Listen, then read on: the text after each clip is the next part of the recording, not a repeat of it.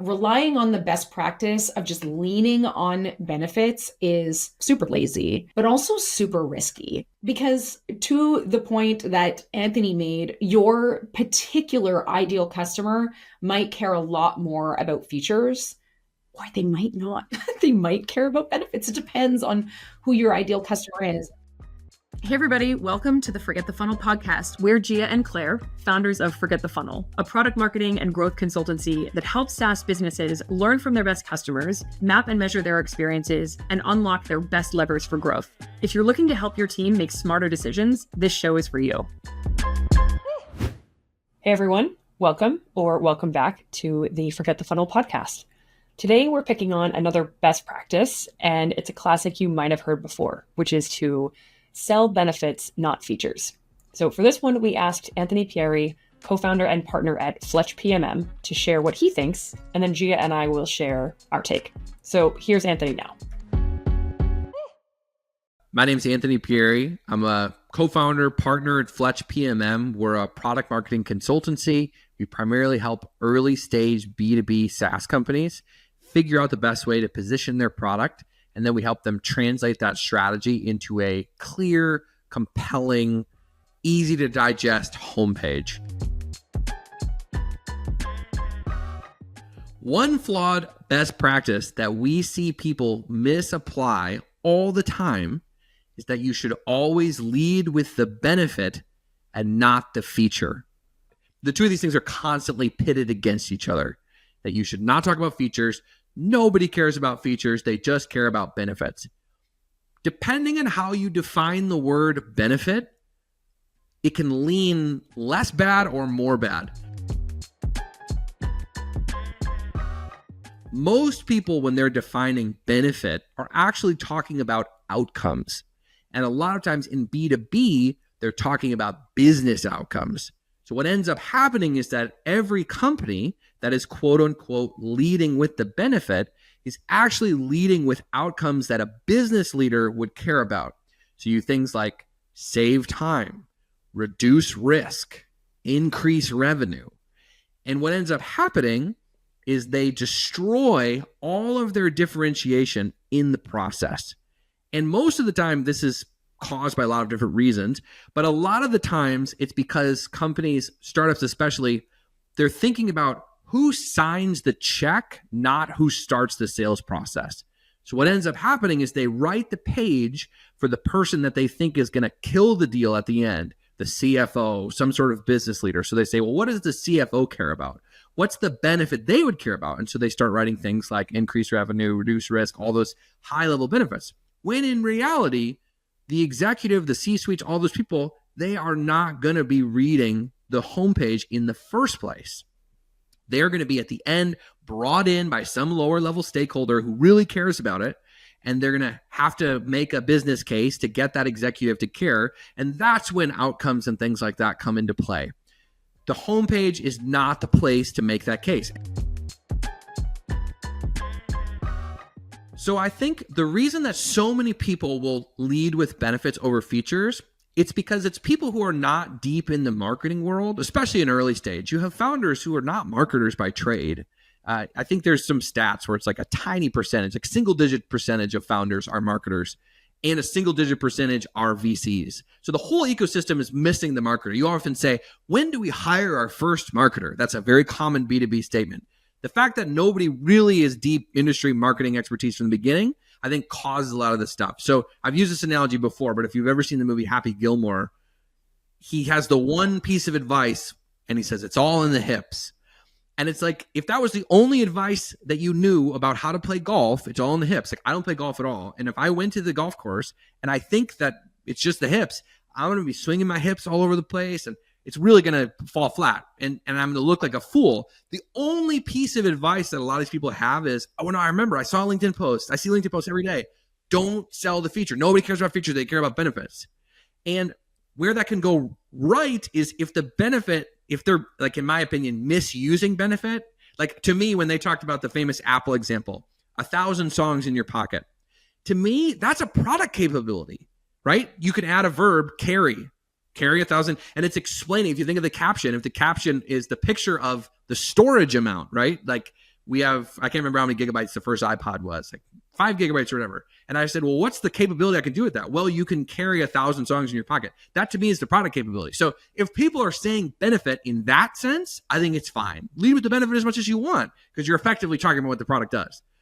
If though you're like the vast majority of people and you assume benefit means outcome and you assume outcome means business outcome, ultimately you're going to really go down a bad track.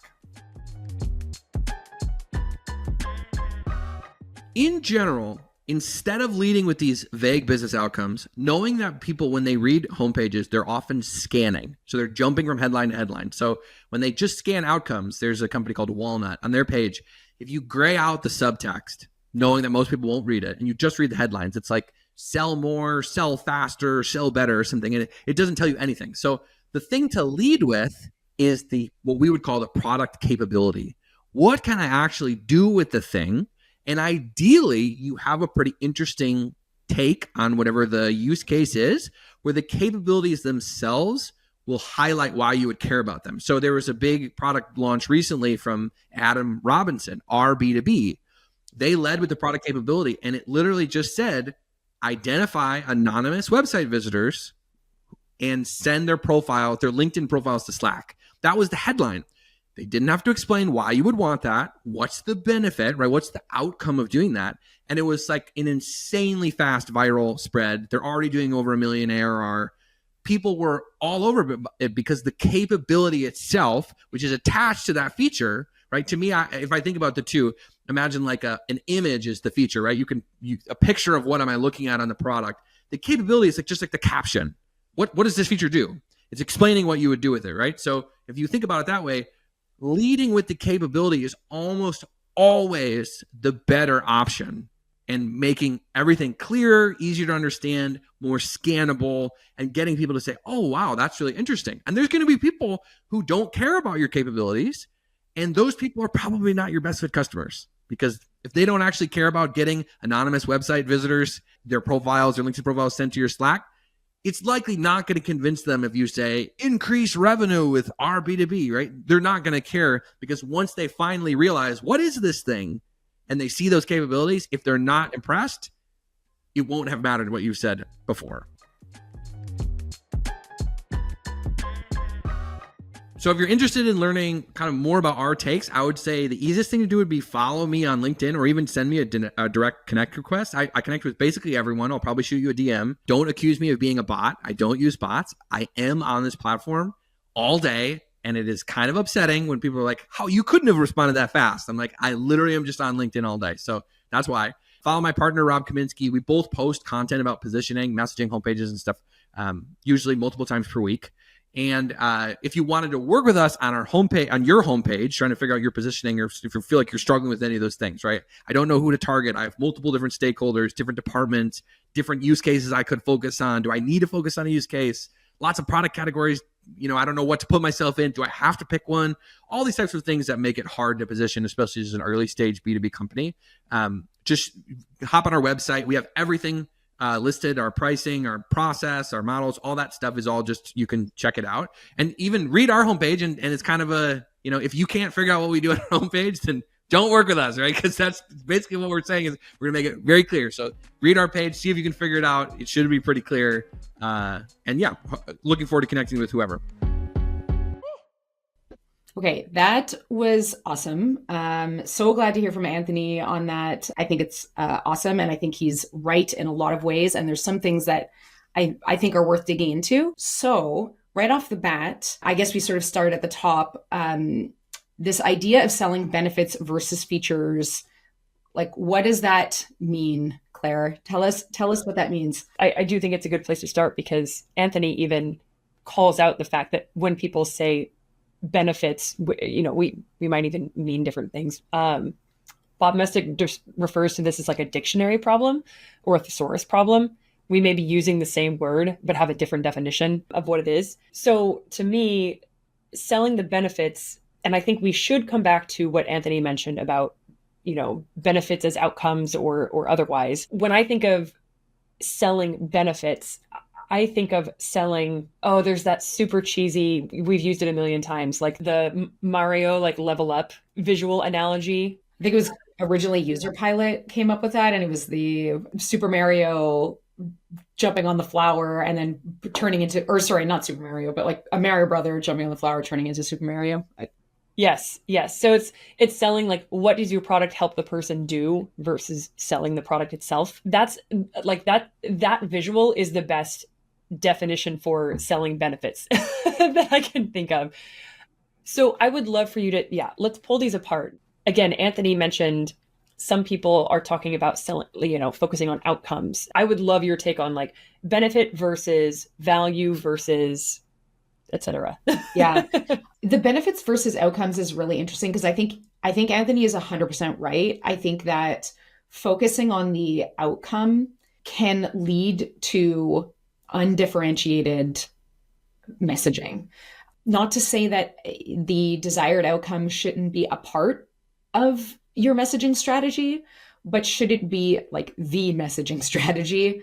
I agree it should not be. We tend to recommend that the companies that we work with and the products that we're developing messaging for focus on like the problem that's being solved within the context that somebody is trying to solve it. So understanding what is the situation that led to this person seeking a new solution. What is that context that they're in? What situation or previous solution are they struggling with? Knowing that context, understanding the problem that they're trying to solve, and speaking directly to that pain that they're trying to solve is way more effective than focusing your entire messaging strategy on the outcome. So I agree there. Like we tend to talk about like struggles, the evaluation and motivations, and then desired outcomes. And like what motivates somebody to make a decision, what differentiators stand out in there, and then desired outcomes is like ultimately what is that better life that they're striving towards. But that's because we rely heavily on the jobs to be done methodology for thinking about customers. I'll even say I wasn't going to say messaging or the customer experience, but just thinking about customers on the whole. We think about that situation, right? The struggle that leads and the trigger moment that leads somebody to seek out a solution, what motivates them to make a decision, what anxieties do they experience, what are those deal breakers, the pushes and pulls, and then ultimately those desired outcomes. So when I hear like focusing on benefits and equating that with outcomes, I don't see outcomes and benefits as being the same thing. So I think equating those things is part of the problem of why we've over-indexed for benefits. And then when it comes to, what was the other one? Value. I mean, like value is too big.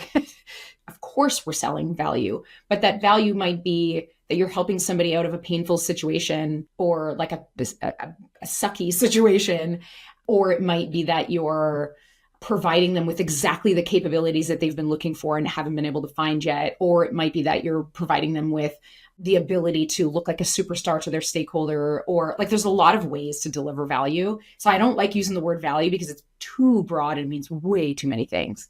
Something that I wanted to like +1 on, I guess you identified situations in which it's not as appropriate to focus on benefits or desired outcomes in messaging.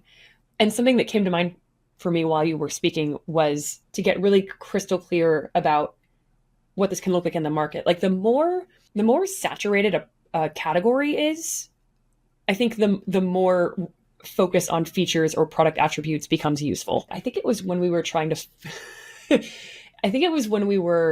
to fire Airtable as a product in our tech stack that I went looking for replacements.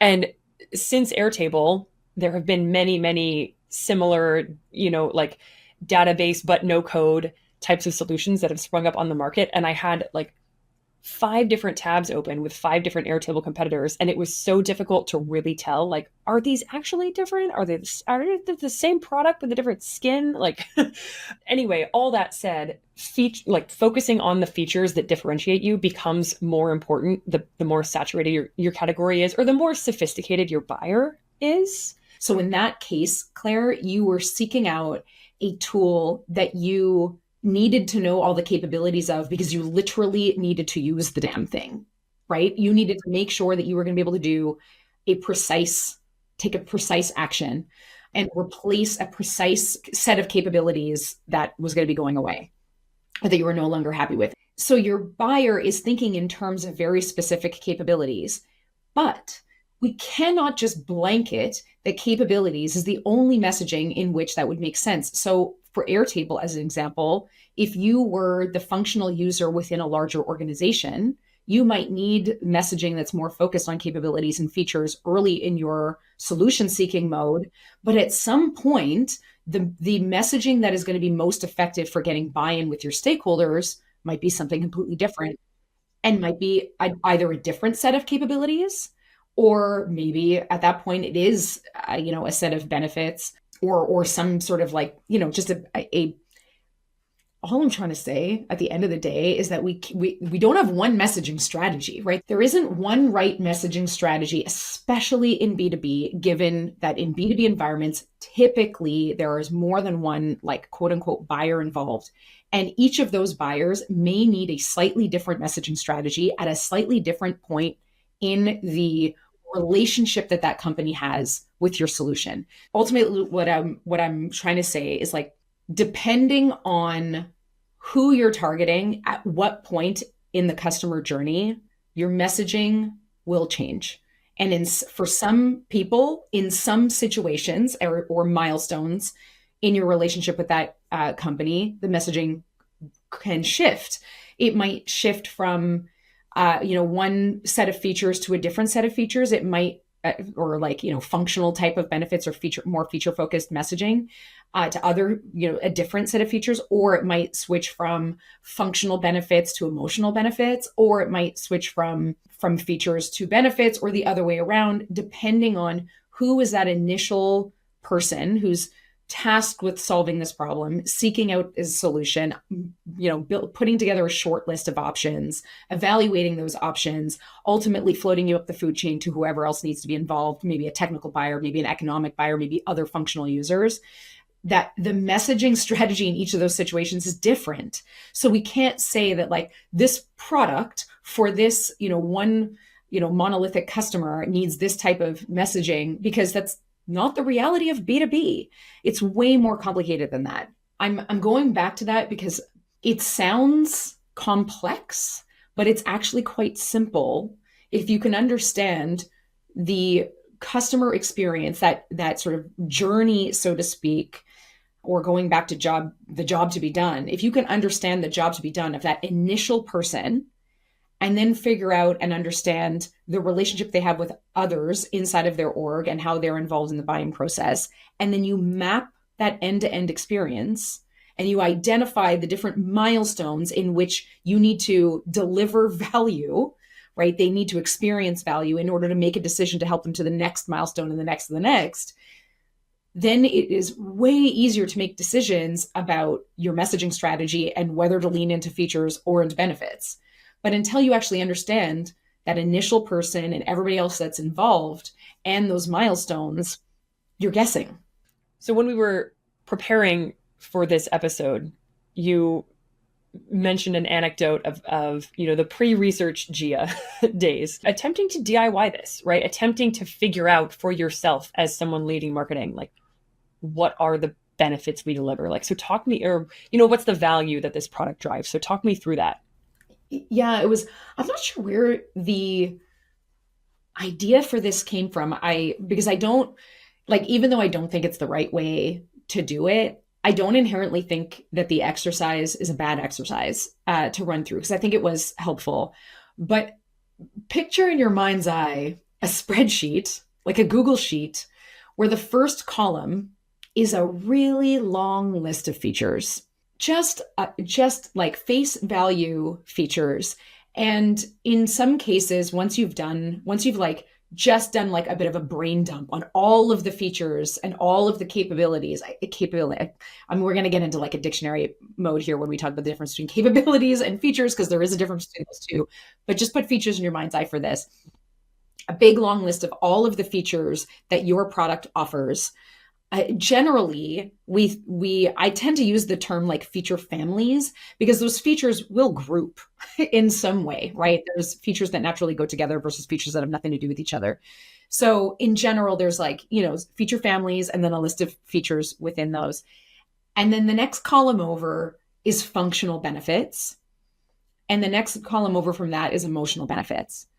And the exercise is, can you go from talking about a feature to thinking about and trying to articulate what the functional benefit of that feature is, and then thinking about and trying to articulate what the emotional benefit to the individual customer or user is.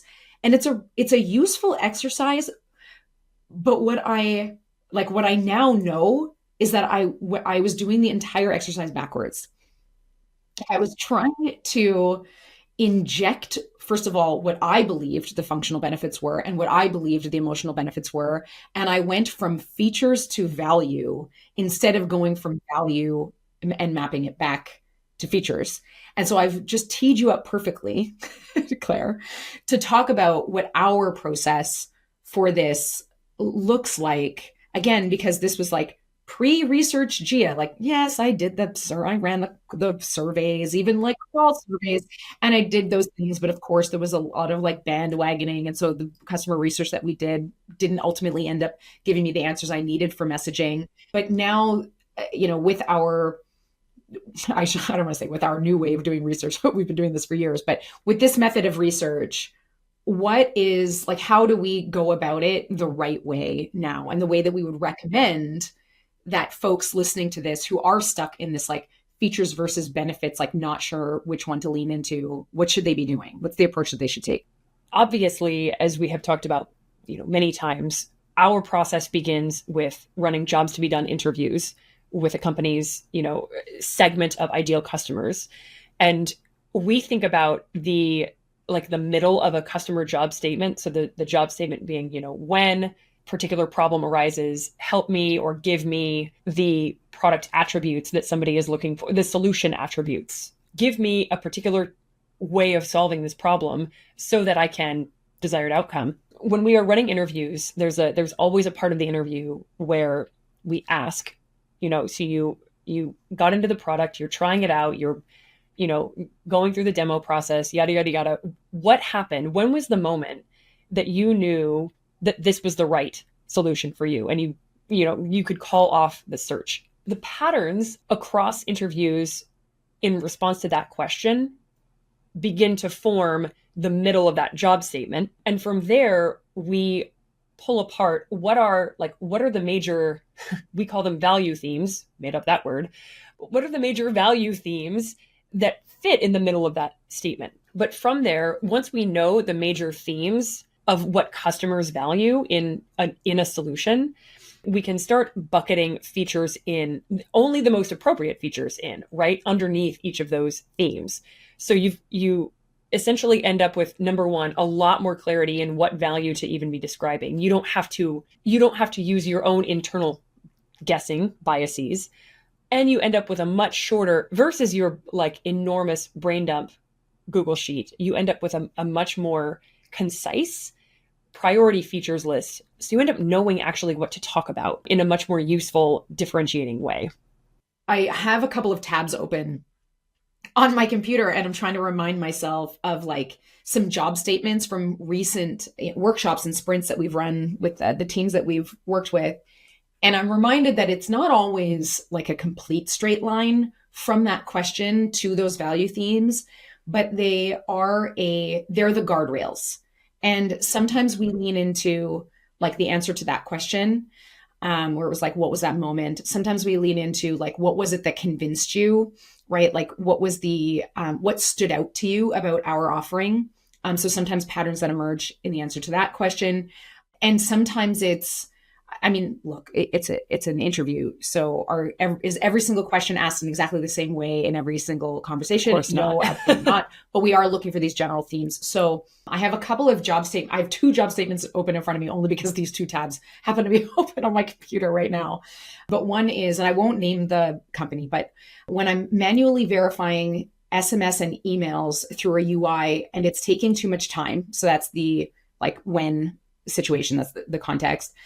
Give me a straightforward, easy to set up way to test communications so I can automate testing, save time, and get consistent, reliable results. So that's one job statement, just as an example, that you can already in that job statement start to see what parts, where the themes sort of start to emerge. And easy to set up is a big one. Straightforward was a big one. Testing communications was a big one. That's all taken from that middle part. And ultimately, the value themes that we identified were easy to integrate API, reliable API for automated tests. So I'm reading like shorthand right now. Reliable API, automated tests complete quickly and easily, and then comprehensive automation across use cases. So across, in this case, across SMS and email functionality. This is a highly technical tool. I was going to say, what's the category? But yeah, well, testing and QA for email and SMS, basically. In scalable environments. So we're talking about like bulk email and or transactional email and SMS, and doing sort of like QA and testing for visual, for deliverability, for all kinds of things. So it's a highly technical tool and a highly technical product. But anyways, that's the sort of job statement, and those were the value themes that were developed. So that was the job that we identified. By the way, we identified more than one job to be done in this customer group. That's just the job that our team and their team decided to prioritize. So we really were leaning into this like automators customer job. And for those automators, we identified those 3 value themes. So the ease of integration of the API, the reliability of the API, which meant a lot of other things. I'm oversimplifying here. I'm going broad strokes. And then the comprehensiveness of the automation capabilities, basically. And again, a really technical product, quite a technical buyer. And what we did when we identified those value themes, what we then do is grab literal quotes, like voice of customer from those quotes, and sort of put them next to each other so that we can run the exercise of trying to unpack and sort of reverse engineer what are the features that deliver that value. And sometimes when we're reading quotes from those conversations, it will help jog the team's memory and thinking of like all the features that deliver that value. So it is the absolute opposite of the exercise that I went through in that spreadsheet.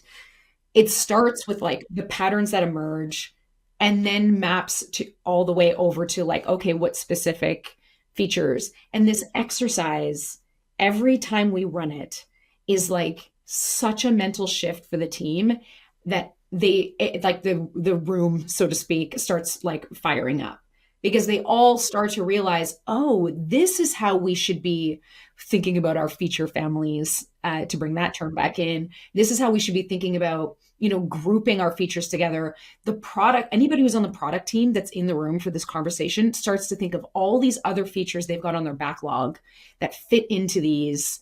And they're like, oh, now I know that the easy to integrate API in this case is the most important thing that this ideal customer is looking for when evaluating this solution. And so any of the items that I have on my backlog or roadmap that tie back to that value theme, maybe you want to think about expediting. In my head, I'm picturing like your original Google Sheet and then like a comparison Google Sheet. So yours went, I bet I have it brain dump of features. Yeah. Total functional benefits of each, emotional benefits of each. And this is, like you said, the opposite. It's value that we now know customers care about most in seeking a solution, and then voice of customer quotes to back that up and make it feel more real. And then we can start to cherry pick exactly, which attributes go underneath each value or next to each value. But in addition to being, number one, a mindset shift, and number two, a way to even more easily start to think about the roadmap. Another thing I really love about this exercise, and this goes back to features, capabilities, or attributes, but like this helps the team think of other ways that the product or the customer experience delivers value that can slot in there. So, for this like QA and testing tool, that straightforwardness of the API, I see that like one of the bullets in that section is like framework specific documentation. That's not necessarily something the team would have ever known that they should highlight that they even have.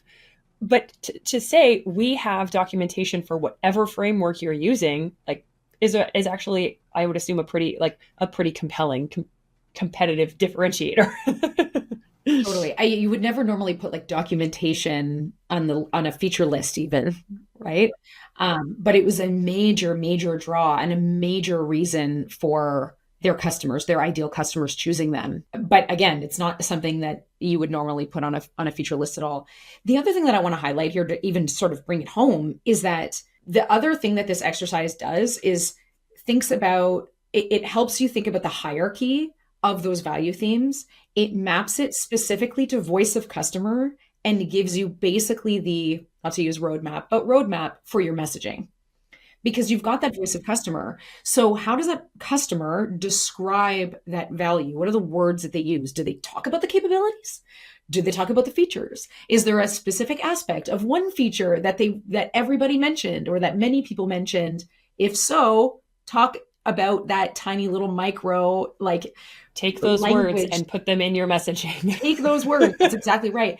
But if on the other hand, they're describing the emotional benefits, or if they're talking about the value with broader language or in, broader strokes, then use that in your messaging. Have that be the determining factor, whether or not you focus on benefits or features. It is not like a zero-sum game. Like relying on the best practice of just leaning on benefits is super lazy, but also super risky. Because to the point that Anthony made, your particular ideal customer might care a lot more about features, or they might not. They might care about benefits. It depends on who your ideal customer is. And you need to go and find out the answer to that. What is the specific language that they use? That is the language you should be reflecting back to them. If it's feature focused, go with features. If it's benefits focused, go with benefits. And then the other thing too that I'll say and sort of go back to that we were talking about earlier is the most appropriate, like the right message for the right person at the right time. This exercise also helps you do that because if you understand the job to be done, then you can think about this messaging and when it is most appropriate to lean into this type of messaging and for who, at what stage of that customer journey, depending on whether it's on your website when they're first discovering you and evaluating you, or whether or not it's later in the buying process after your functional user has you on a really, really short list, maybe the shortest list ever, and then wants to bring you to an economic buyer. It's a different set of messaging that you would use for that person. And you need to do the work to get the answers to what messaging is going to actually resonate. Okay, let's talk quickly about how you'll know it's working and what are some ways that teams can basically, I'm not talking about taking a shortcut here. You still have to do the work of learning from your customers, and whether or not you do that with qualitative surveys or, a dozen or so jobs to be done interviews, take broader strokes even than that and do, not broader rather, but like do more research across more mediums and methods. When you come up with this messaging strategy that we've just described, there's a couple of different ways that you can sort of test it. So one of the early ways a really low barrier way to test messaging, if you've got a more risk averse team, is run a closed paid campaign. So run an ad campaign to a dedicated landing page and test that landing page. Like have your control be what is your current messaging strategy on your homepage, features page, whatever, is most appropriate. But basically a landing page that represents your existing messaging strategy, and then a landing page that represents this new direction with this new hierarchy, and whether or not it's feature focused or benefit focused, we've already talked about. And just literally see which one not yields more signups, but yields more activated actual like paying customers, which can take a little bit of time, right? Because it's not about click-throughs to a pricing page to a sign up. It's about actually activating the product and becoming a high LTV customer. And that's the part that I think a lot of teams leave out of that test, is they think that signups is the determining factor, and it is not. Another way to test messaging is if you're optimizing the messaging in your customer onboarding, leveraging. That's exactly what came to mind for me. Yeah. Yeah. Leveraging email, and like leave your current email onboarding on and split your signups and run some of your signups through I do not recommend a multivariate test here for the record. If you're doing, let's not overcomplicate. These are two separate activities. Yeah. But well, I guess at the end of the day, they don't have to be two different activities. You could send the messaging from one landing page through to one email onboarding series, and then keep your sort of mainstay, your existing as your control. But you can split test basically your email onboarding as well with the same messaging strategy and see if it moves the needle at all. And if it moves the needle at all,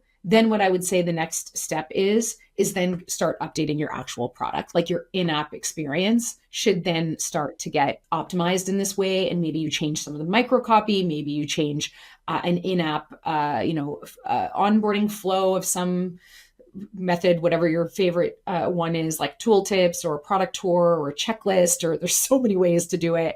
But then maybe you go in-app, but you can validate first by running a test by email, because email tends to be much easier to update than the product. And there's less fear around testing email than there is around updating, a product experience, obviously. So that's how we typically recommend testing this new messaging strategy and making sure that it actually does move the needle. Start incrementally, and then your wins will start to get bigger and bigger as you start to influence more things. And with that, I think we're probably good to wrap. Let's wrap. See you next time.